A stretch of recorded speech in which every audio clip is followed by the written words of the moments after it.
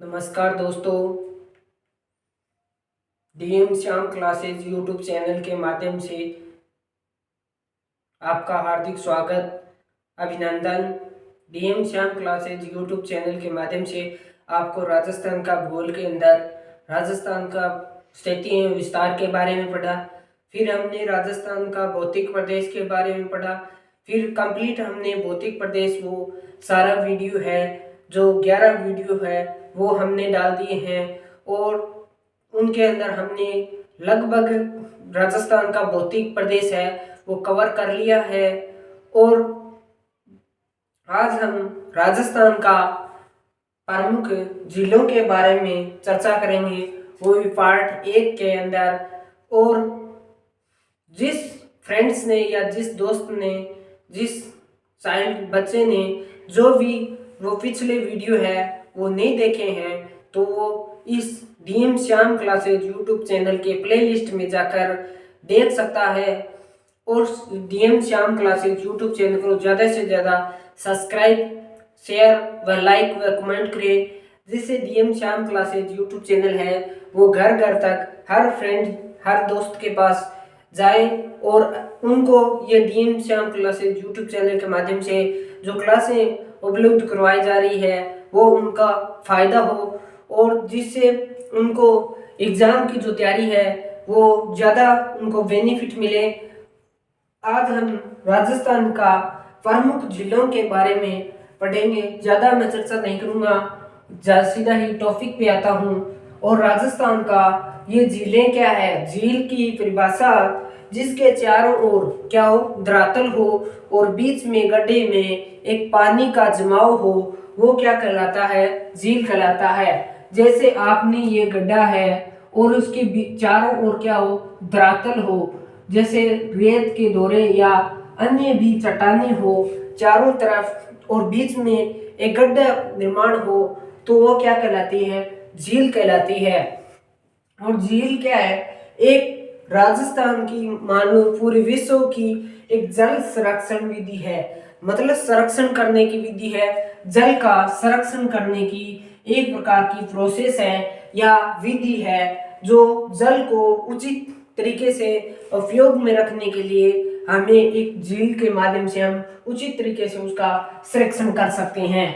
ये आज के युग में नहीं, लेकिन प्राचीन काल से ही इस झील का जो है संरक्षण होता आया है और जो परंपरागत जल संरक्षण की विधियों में ये प्रमुख विधि भी मानी जाती है। और जो प्राचीन काल से राजा महाराजाओं के माध्यम से जल का उचित प्रबंधन करने के लिए झीलों का निर्माण किया जाता था और झीलों के माध्यम से जल है वो उपयोग में लेते थे। ठीक है, तो हमने झील 2 प्रकार की होती है, एक होती है कृत्रिम और एक होती है प्राकृतिक। कृत्रिम का मतलब जो मानव के द्वारा निर्मित होती है, मानव के द्वारा निर्मित किया जाता है वो कहलाती है कृत्रिम झील। और प्राकृतिक जैसे ज्वालामुखी से निर्मित, अन्य भौगोलिक क्रियाओं के द्वारा निर्मित है और किद्वंती के अनुसार जैसे देखा जाए नाखूनों से निर्मित हो जाए तो वो किद्वंती के अनुसार माना जाता है। लेकिन भौगोलिक दृष्टि से देखा जाए जो प्राकृतिक झीलें आती है, भूगोल जो ज्वालामुखी क्रिया अन्य प्रकार से जो निर्माण होता है झीलों का, तो वो क्या कहलाती है, प्राकृतिक झील कहलाती है। 2 प्रकार की झीलें हैं राजस्थान के अंदर, और राजस्थान के अंदर प्रमुख झील है उसमें से प्राकृतिक झीलों में से पुष्कर झील हम पढ़ेंगे। पुष्कर झील अजमेर में स्थित है। आपको पता है पुष्कर झील कहाँ स्थित है, अजमेर में है। लगभग व्यक्ति ने यहाँ पर स्नान जो है किया है, पुष्कर झील में जाकर आए हैं और देख कर भी आए हैं। और पुष्कर झील देखना भी चाहिए और पुष्कर झील पवित्र झील मानी जाती है धार्मिक दृष्टि से भी देखा जाए तो। और पुष्कर झील सबसे बड़ी प्राकृतिक झील है। प्राकृतिक सबसे बड़ी क्या है, ये प्राकृतिक झील है। क्वेश्चन ऐसे भी आएगा कि राजस्थान की कौन सी झील है सबसे बड़ी प्राकृतिक झील है, तो आपको बताना है पुष्कर झील है। दूसरे करें कारण, यदि कथन के कारण के अनुसार पूछा जाए, 4 कारण यदि पुष्कर झील के बता दिए, 3 कारण पुष्कर झील के बता देंगे विशेषता के माध्यम से, और एक कारण है वो अन्य विशेषता दे देंगे, तो आपको इनमें से निम्न में से पुष्कर झील की विशेषता नहीं है, ऐसे भी क्वेश्चन आते हैं। आपको ज्यादा ध्यान रखना नहीं, हाँ ये ज्यादा कंफ्यूज होते हैं, इसके अंदर हम मात खा जाते हैं। तो ये ज्वालामुखी क्रिया से निर्मित है, जो क्रेटर और कोल्डर का उदाहरण है। क्रेटर और कोल्डर कैसे, जैसे ज्वालामुखी ये नली होती है इस प्रकार की, और ये पठार, इसका नीचे का भाग होता है जो ज्वालामुखी का निर्मित जो पठार होता है, चैम्बर कहा जाता है। चैम्बर ज्वालामुखी जो क्या कहा जाता है, चैम्बर, ये क्या कहलाती है, नली, और ये इसका भाग होता है, ये क्या कहलाता है, इसका वीवर होती है। तो इस प्रकार ये झील है, ये ज्वालामुखी माध्यम से इस प्रकार ज्वालामुखी जो क्रेटर कोल्डर है, ये ज्वालामुखी यहाँ से फटती है, तो इस प्रकार ये निर्माण कर देती है, और इसके बाद में ये ज्वालामुखी है वो धीरे धीरे ठंडी हो जाती है, और इस प्रकार गड्ढे का निर्माण हो जाता है बीच बीच में। तो इन गड्ढों के अंदर वर्षा का पानी है, जब बरसात होती है, वर्षा होती है, तब इसके अंदर पानी चला जाता है और ये एक झील का निर्माण ले लेती है। बड़े गड्ढों को, छोटे गड्ढों को तो क्रेटर कहा जाता है, और जो बड़े रूप ले लेते हैं, बड़े गड्ढों का रूप ले लेते हैं, तो उन्हें क्या कहा जाता है, कोल्डर कहा जाता है।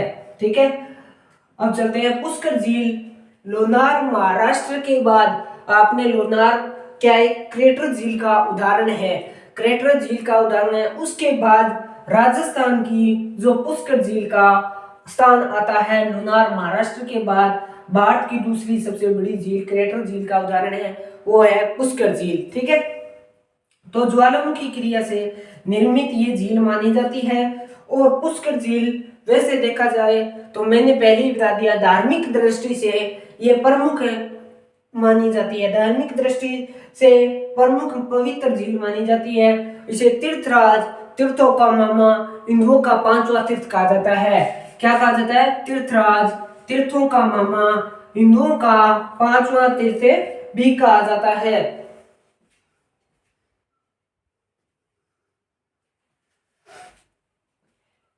वेद व्यास जी ने पुष्कर झील के किनारे वेदों को लिपिबद्ध किया था। वेद होते हैं 4, ऋग्वेद, यजुर्वेद, सोमवेद, अथर्ववेद। ये चारों वेदों को लिपिबद्ध मतलब लिखा, उनको सही तरीके से उनको लिखा, वो लिपिबद्ध किया, और महाभारत की रचना भी वेद व्यास जी के द्वारा पुष्कर झील के किनारे की गई है। ठीक है, और ब्रह्मा जी का यहाँ पर पर्यटन की दृष्टि से ये पुष्कर झील पर्यटकों को भी आकर्षित करती है, और यहाँ पर ऐसे बहुत सारे मंदिर है, उनमें से प्रमुख मंदिर है वो कौन कौन से है, तो ब्रह्मा जी का मंदिर है, और उसके बाद सावित्री जी का मंदिर है, रमा बैकुंठेश्वर का मंदिर है, और भारतली की गुफा में भी मानी जाती है। ये सभी मंदिर और जो गुफा है वो पर्यटकों को, विदेशी पर्यटकों और देशी पर्यटकों को क्या करते हैं, अपनी ओर आकर्षित करते हैं। ठीक है, हिंदुओं का 5वां तीर्थ तीर्थराज, तीर्थों का मामा भी कहा जाता है, और तीर्थों की जो लिपिबद्ध है वो वेद व्यास जी ने पुष्कर झील के किनारे वेदों को लिपिबद्ध है, वो महाभारत की रचना है वो पुष्कर झील के किनारे की गई थी। तो बाद में, इसके बाद में पुष्कर झील के पास में ऐसे मान्यता मानी जाती है कि कणव मुनि का आश्रम भी पुष्कर झील के किनारे है, और इसके अंदर ऐसी मान्यता है कि महाभारत का युद्ध भी हुआ था, उसके दौरान कौरव और पांडवों का मिलन भी कहा माना जाता है, पुष्कर झील में माना जाता है। इस कारण से ये पुष्कर झील सबसे प्रमुख झील मानी जाती है। और उसके बाद जब विश्वामित्र जी तपस्या कर रहे थे तो इंद्र ने सोचा कि मेरी गद्दी ये ले लेंगे, इस कारण से इंद्र ने अपनी अप्सरा को, मेनका को भेजकर जो है विश्वामित्र जी की तपस्या को क्या किया था, भंग किया था। ठीक है, भंग कर दिया था इसके कारण से। और उसके बाद में पुष्कर झील के किनारे एक सबसे बड़ा और विशाल मेला लगता है। वो कब लगता है?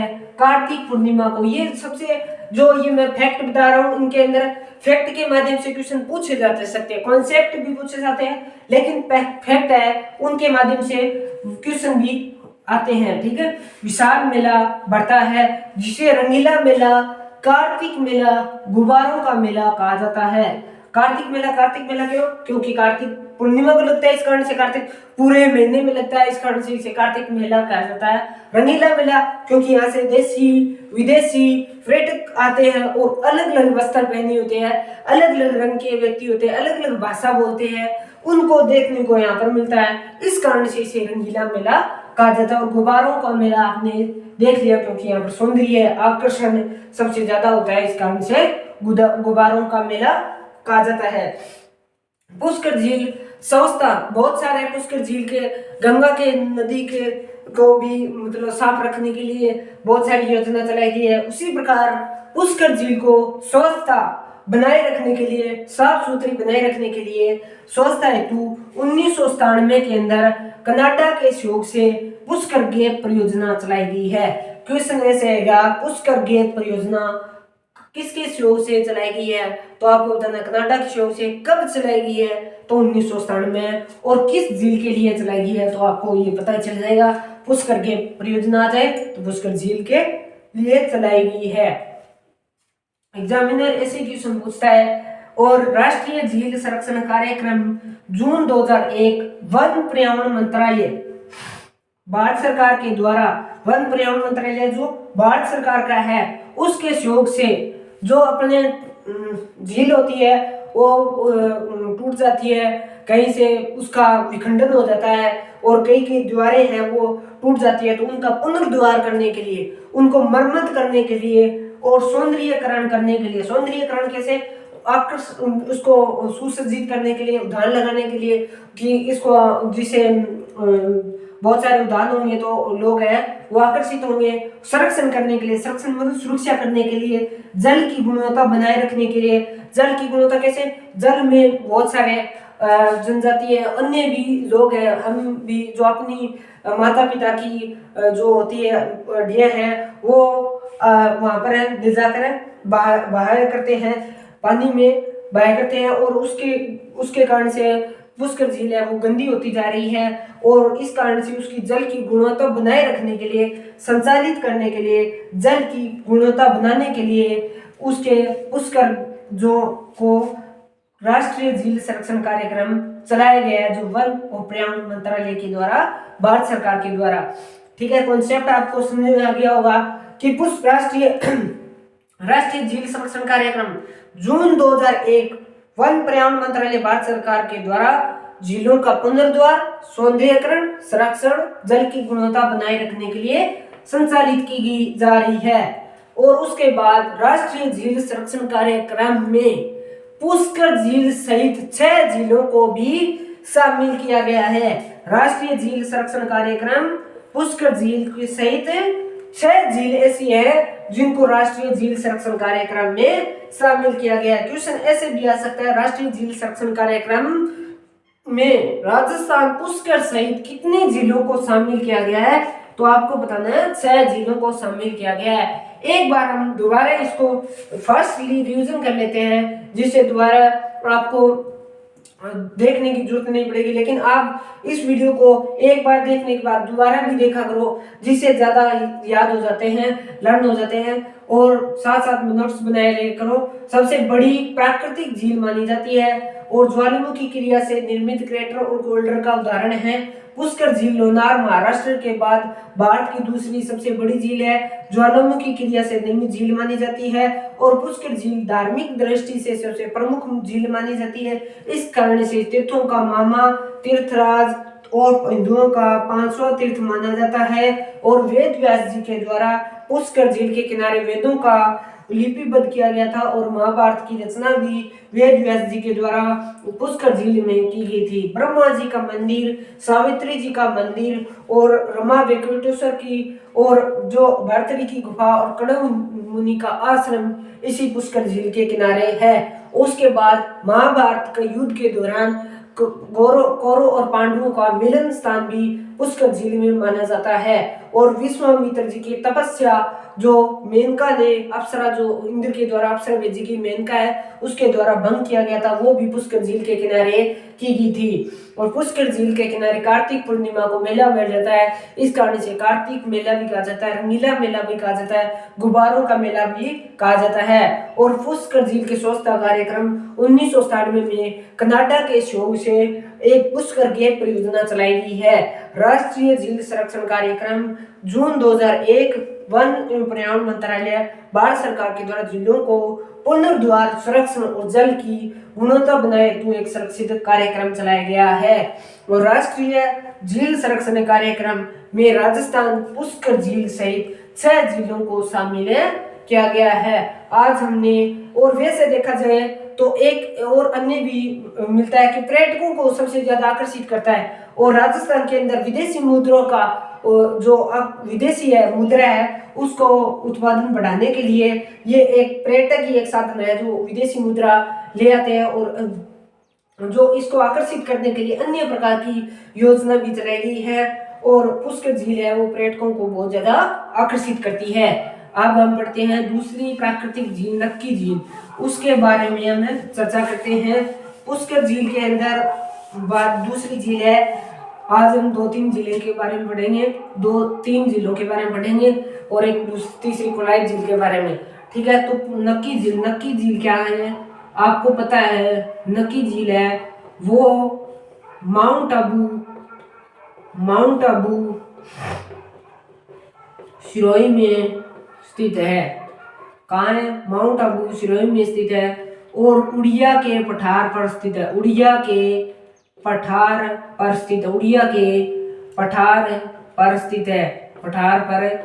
स्थित है।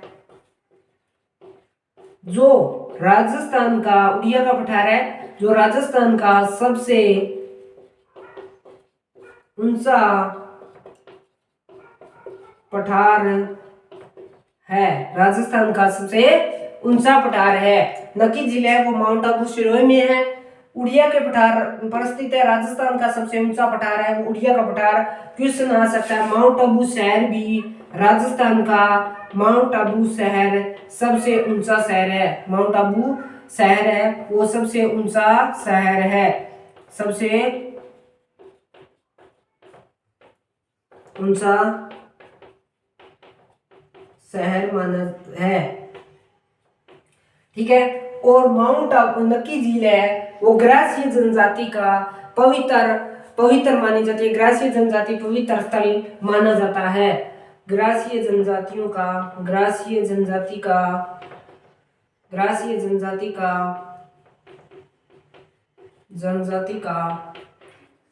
पवित्र स्थल मानी जाती है। ठीक है, तो नक्की झील है वो ग्रासीय जनजाति का पवित्र स्थल माना जाता है। और नक्की झील है किद्वंती के अनुसार देखा जाए, किद्वंती के अनुसार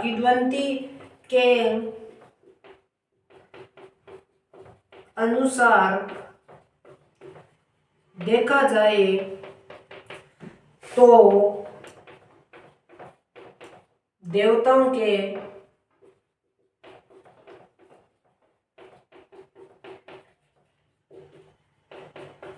नाखूनों से निर्मित है। यदि किद्वंती के अनुसार देखा जाए तो ये देवताओं के नाखूनों से निर्मित है। लेकिन भौगोलिक दृष्टि से देखा जाए तो ये ज्वालामुखी से निर्मित एक क्रेटर का उदाहरण है। क्वेश्चन ऐसे आ सकता है भौगोलिक दृष्टि से नक्की झील का किसका माना जाता है, तो उदाहरण माना जाता है तो ये ज्वालामुखी के क्रेटर का उदाहरण माना जाता है। या किद्वंती के अनुसार देखा जाए ये देवताओं के नाखूनों से निर्मित है।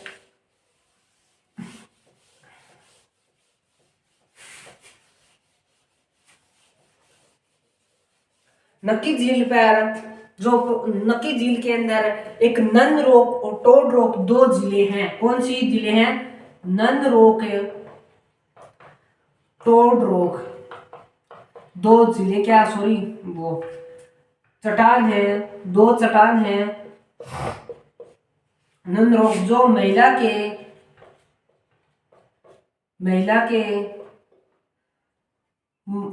के समान दिखाई देती है।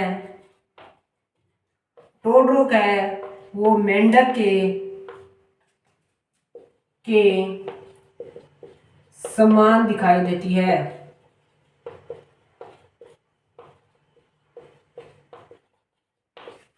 ठीक है, तो यहाँ पर नंदरोग और टोडरोक दो जिले हैं जो मेंढक के समान दिखाई देती है, और नंदरोग है महिला के मुखटे जैसे ओढ़नी ओढ़ी होती है चुन्नी, उस प्रकार से महिला को दृश्य दिखाई देता है। और यहाँ पर रघुनाथ जी का मंदिर और हाथी गुफा और चंपो गुफा और जो दर्शनीय स्थल राम जी का झरोका भी मिलता है।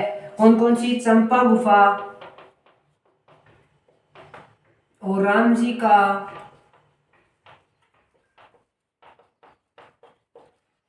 झरोका व रघुनाथ जी का मंदिर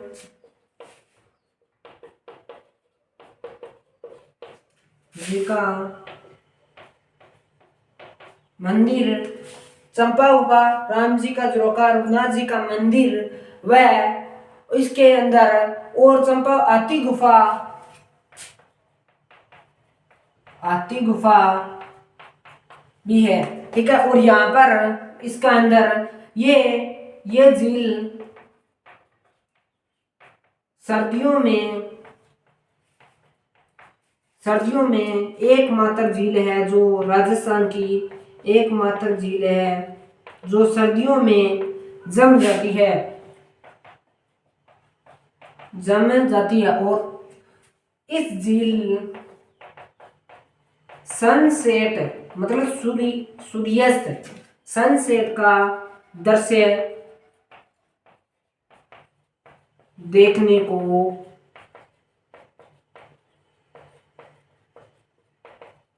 मिलता है। ठीक है, तो यहाँ पर सर्दियों के माउंट आबू नक्की झील हम रिविजन कर लेते हैं दोबारा। नक्की झील माउंट आबू सिरोही में है, उड़िया के पठार पर स्थित है, जो राजस्थान की सबसे ऊंची झील मानी जाती है। और ये नक्की झील है वो उड़िया का पठार है, राजस्थान का सबसे ऊंचा पठार है और राजस्थान की सबसे नक्की झील भी ऊंची है। और माउंट आबू शहर इस पर उड़िया के पठार पर स्थित होने के कारण ये माउंट आबू शहर भी राजस्थान का सबसे ऊंचा शहर है। और यहाँ पर ग्रासीय जनजाति का क्या माना जाता है? पवित्र स्थल माना जाता है, इस कारण से ये पवित्र झील भी मानी जाती है। और किंवदंतियों के अनुसार ये नाखूनों से निर्मित है देवताओं के। और दूसरा, यदि भौगोलिक दृष्टि से देखा जाए तो ये ज्वालामुखी के क्रेटर का उदाहरण है। इसके अंदर दो चट्टान है, एक नंदरोक और एक टोडरोक है। जो नंदरोक है वो महिला के मुखटा निकाली हुई समान दिखाई देती है, और जो मेंढक के टोडरोक है वो मेंढक के समान दिखाई देती है। और चंपा गुफा रघुनाथ जी का मंदिर और राम जी का झरोका और हाथी गुफा है, इसके प्रमुख दर्शनीय स्थल भी माने जाते हैं जो पर्यटन को आकर्षित करते हैं। ये झील सर्दियों की एकमात्र झील है जो जम जाती है, और इसके बाद में यहाँ पर सनसेट का दृश्य भी देखने को मिलता है। और उसके बाद जो 1857 की क्रांति हुई थी तो भी यहाँ से प्रमुख कॉन्सेप्ट फैक्ट पूछे जाते हैं। और उसके बाद में हमने जो यहाँ पर जो गर्मी राजस्थान के अंदर बहुत ज़्यादा तापमान होता है, इस कारण से तापमान होने के कारण अंग्रेज है यहाँ पर नहीं रह सकते थे इधर जैसलमेर के एरिया में। और इस जैसलमेर के एरिया से जाकर अन्य जो व्यक्ति है अंग्रेज है वो अपना निवास स्थान है वो माउंट आबू सिरोही को अपना निवास स्थान बनाया था। ठीक है, गर्मियों के अंदर। ठीक है, समझ आ गया होगा सारा कॉन्सेप्ट और फैक्ट भी समझ आ गया होगा। इस प्रकार तरीके से क्वेश्चन पूछे जाते हैं। और झीलों के बारे में हम कुलायत झील के बारे में पढ़ते हैं क्योंकि वीडियो ज्यादा लंबा हो गया है। जल्दी सी कुलायत झील थोड़ा सा है। कुलायत झील बीकानेर में है। आपको पता है बीकानेर में कार्तिक पूर्णिमा को कपिल मुनि का मेला भरता है। कपिल मुनि का मेला भरता है, इसके किनारे भरता है। कुलायत झील के किनारे कार्तिक पूर्णिमा को कपिल मुनि का मेला भरता है। और इस कुलायत झील के चारों ओर कुलायतन झील के चारों ओर है।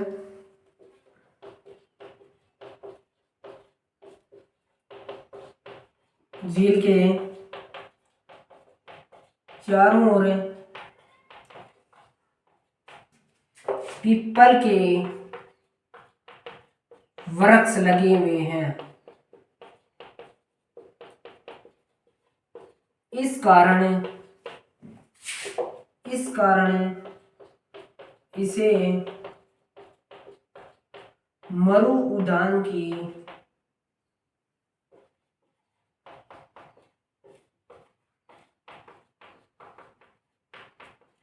संज्ञा देगी है।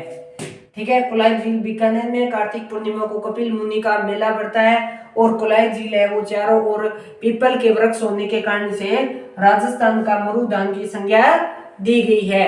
आज के लिए इतना ही, और हम नेक्स्ट वीडियो के अंदर राजस्थान के प्रमुख जिलों पार्ट 2 के अंदर पार्ट 2 के अंदर हमें पढ़ेंगे। और इस DM Shyam classes YouTube channel को ज्यादा से ज्यादा सब्सक्राइब व शेयर लाइक करें। फेसबुक पर, व्हाट्सएप पर, इंस्टाग्राम पर सभी पे आपको इस पे शेयर करना है। ज्यादा से ज्यादा इसको शेयर करें जिससे प्रत्येक व्यक्ति, प्रत्येक दोस्त को इसका फायदा मिले और इस DM Shyam classes YouTube channel के माध्यम से। ठीक है। आज के लिए इतना ही। थैंक्स।